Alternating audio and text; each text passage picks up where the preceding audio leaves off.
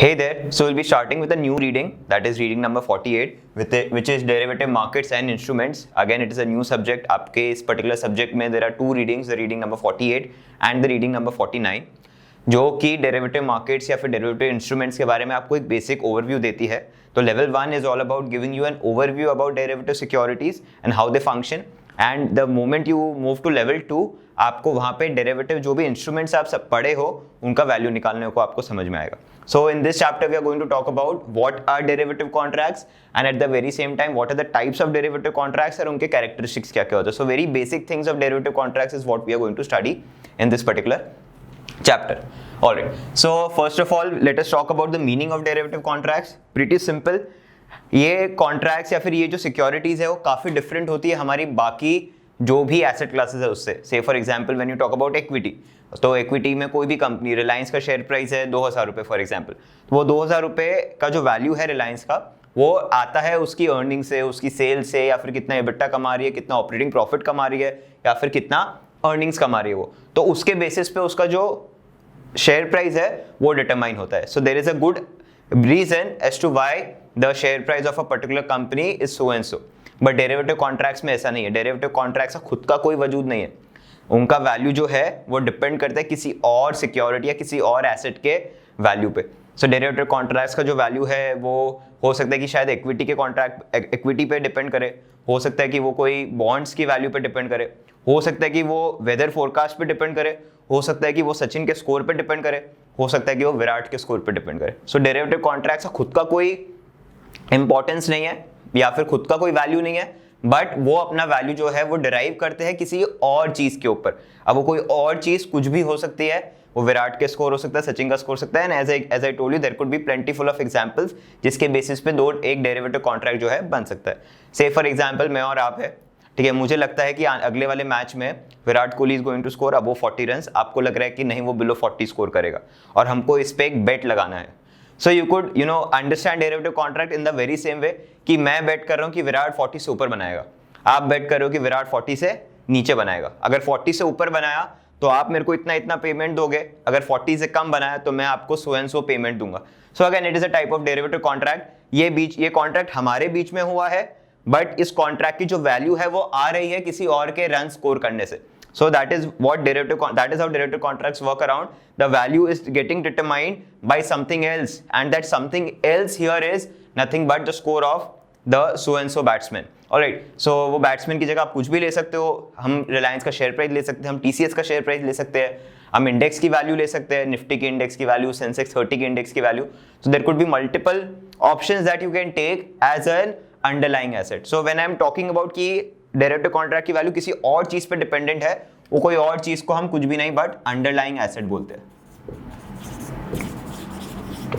सो हमारे केस में विराट कोहली का runs was the underlying asset that we were talking about. Alright, so it could be anything. So that is how derivative contracts derive its meaning. ठीक है, derivatives it is deriving its meaning from someone else or something else, or derivative contracts are deriving their value from someone else. Alright, so that is how it works around. Now what we are going to do is we are going to discuss how many types of derivative contracts are there. So दो basis पे मैं differentiate करूंगा derivative contracts को. पहला basis है क्या derivative contract OTC है, अब OTC क्या होता है वो समझेंगे, या फिर डेरिवेटिव कॉन्ट्रैक्ट्स एक्सचेंज ट्रेडेड है. So when I talk about OTC, what it means that it is over the counter. Over the counter का मीनिंग क्या होता है कि ये डेरिवेटिव कॉन्ट्रैक्ट जो है वो आपको कोई एक्सचेंज के पास नहीं मिलेंगे. आप सेंसेक्स के पास जाओगे, आप BSE के पास जाओगे, या फिर आप NSE के पास जाओगे, तो आपको वो ये डेरिवेटिव कॉन्ट्रैक्ट्स प्रोवाइड नहीं करेंगे. आपको इसके लिए जाना किसके पास पड़ेगा, कोई डीलर के पास जाना पड़ेगा. आप जाओगे डीलर के पास और आप उससे ये ऐसे टाइप के डेरिवेटिव कॉन्ट्रैक्ट्स में आप उसके साथ एंटर कर सकते हो. Alright, so that is how it works around OTC, over the counter. Over the counter word जैसे ही आता है वैसे डीलर तो पिक्चर में आ ही जाता है. ऑलराइट, सो OTC कॉन्ट्रैक्ट्स होने के काफ़ी एडवांटेजेस और डिसएडवांटेजेस है. नंबर 1, पहला डिसएडवांटेज से बात करूंगा मैं. तो the disadvantage that we have in OTC contract is कि यहाँ पे डिफॉल्ट हो सकता है, बिकॉज एक डीलर है, वो डीलर आपको, आप पार्टी हो सामने वाली पार्टी से मिलवा रहा है, हो सकता है कि सामने वाली पार्टी डिफॉल्ट कर जाए. Alright, so there is no exchange in the middle जो कि अश्योर करे कि हाँ भाई सामने वाले का काम खत्म होगा ही होगा. सो से फॉर एग्जाम्पल हम दोनों की ही बेट थी जो विराट कोहली ने 40 से ऊपर रन बना दिए, पर आपने अपना काम फुलफिल नहीं किया. So that could be the case. Alright, it was, say for example, it was an OTC contract. So that is how your OTC contracts work. जहाँ पे कौन होता है बीच में, एक डीलर होता है जिसके साथ आप वो कर रहे हो, और वो डीलर आप बायर और सेलर को मीट करवा सकता है या फिर खुद भी वो पोजीशन ले सकता है. The advantage of it is कि जब भी चीज़ें एक्सचेंज पे होती है तो काफ़ी स्टैंडर्डाइज हो जाती है, बट OTC में आप डेरिवेटिव कॉन्ट्रैक्ट्स को थोड़ा सा मोल्ड कर सकते हो अपने हिसाब से. फॉर एग्जाम्पल आपको रिलायंस के शेयर प्राइस पे बेट करना है, तो एक्सचेंज बोलते हैं आप शेयर प्राइस पे बेट कर सकते हो, बट जो शेयर प्राइस कंपेयर करेंगे हम सो एंड सो डेट का ही करेंगे. से फॉर एग्जांपल हम 30 मार्च का ही शेयर प्राइस कंपेयर करेंगे. सो that is fixed in an exchange derivative contract. But जब आप चीज़ें OTC पे ले रहे हो तो आप डेट को आप मोल्ड कर सकते हो. तो ऐसे ही आप काफ़ी चीज़ें कस्टमाइज कर सकते हो the moment when you talk about the contracts which are trading over the counter.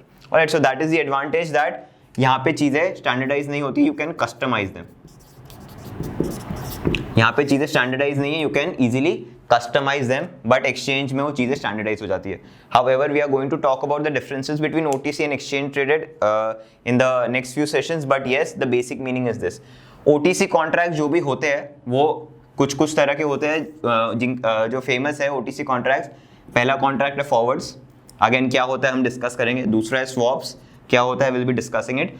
और थोड़े बहुत ऑप्शंस भी ओवर द काउंटर मिलते हैं. ये तीनों चीजें क्या होती है हम डिस्कस करेंगे. फॉरवर्ड क्या होता है डिस्कस करेंगे, स्वॉप्स क्या होता है डिस्कस करेंगे, ऑप्शंस क्या होता है डिस्कस करेंगे. इट इज नॉट नेसेसरी कि आपको अभी से पता हो कि ये तीनों चीजें क्या होती है. एंड लाइकवाइज जब एक्सचेंज ट्रेडेड की बात करते हैं तो बीच में हमको एक एक्सचेंज दिखेगा, and at the very same time हमको क्लियरिंग हाउस भी रहेगा. ये मेक श्योर करते हैं कि जो पार्टीज है वो अपना काम फुलफिल करे. ऑलराइट, तो यहाँ पे डिफॉल्ट तो होता ही नहीं है, ठीक है, आज तक नहीं हुआ है, हो ही नहीं सकता, because they make sure that the parties do their work. अब वो लोग कैसे मेक श्योर करते हैं, again that will be talking in the future. But yes, ऐसे दो तरह के कॉन्ट्रैक्ट होते हैं, एक फ्यूचर कॉन्ट्रैक्ट होता है और एक हमारा ऑप्शन होता है. Alright, so this is one way how you can differentiate derivative contracts, OTC या एक्सचेंज ट्रेडेड. अगर OTC है तो डीलर इन्वॉल्व है, चीजें आप कस्टमाइज कर सकते हो. और टाइप्स ऑफ OTC कॉन्ट्रैक्ट्स कौन से हैं, forward, swaps and some of the options. Alright, and exchange traded है तो बीच में एक्सचेंज इन्वॉल्व है, क्लियरिंग हाउस इन्वॉल्व है, जो कि अश्योर करता है कि सामने वाला काम अपना फुलफिल करे. और दो तरह के जो कॉन्ट्रैक्ट्स एक्सचेंज पे ट्रेड होता है generally all over the market, that is future and options. Alright, the second way how I am going to differentiate my derivative contracts are whether they are forward commitments or whether they are contingent claims. Forward commitment में क्या होता है, हर एक contract में या फिर हर एक transaction में दो पार्टी होती है. एक कोई चीज खरीदता है, कोई चीज बेचता है, ठीक है. सो दो तरह की पार्टी होती है हमेशा. फॉरवर्ड कमिटमेंट में दोनों को अपना काम करना ही करना है, दोनों को अपना जो whatever transaction they have got involved into, दोनों को अपना टाइम आने पे काम करना ही करना है. That is a commitment. They both have committed to it. Alright, so that is forward commitment. But on the other hand, second type of derivative contracts that we have is contingent claim. Contingent word का meaning क्या होता है कि अगर ऐसा हुआ तो ऐसा करना रहेगा. Alright, so यहाँ पे डिपेंड करता है, अगर कोई पर्टिकुलर चीज हो रही है तो हमको वो उसका जो भी पार्ट है या फिर जो भी वैल्यू है वो एक्सचेंज करेगी hands. So it depends on whether some event is happening or not, and if so and so event happens, तब जाके कोई अपनी एक पार्टी दूसरी पार्टी को जो भी पैसे देने होंगे लेने होंगे वो चीज रहेगा. So it depends on whether some event is happening or not, that is contingent. यहाँ पे irrespective forward commitment है, दोनों ने टाइम पीरियड खत्म होने पे अपना काम करना ही करना है. अगेन फॉरवर्ड कमिटमेंट जो भी होते हैं वो फॉरवर्ड्स होते हैं जो कि एक OTC कॉन्ट्रैक्ट है, फ्यूचर्स होते हैं जो कि एक्सचेंज पे होते हैं, और स्वॉप्स होते हैं जो भी OTC पे होते हैं.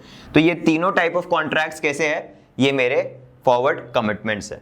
On the other hand contingent claim हमारे पास है जो कि डिपेंड करता है कि अगर ऐसा कुछ हुआ तो पे ऑफ आएगा या जाएगा.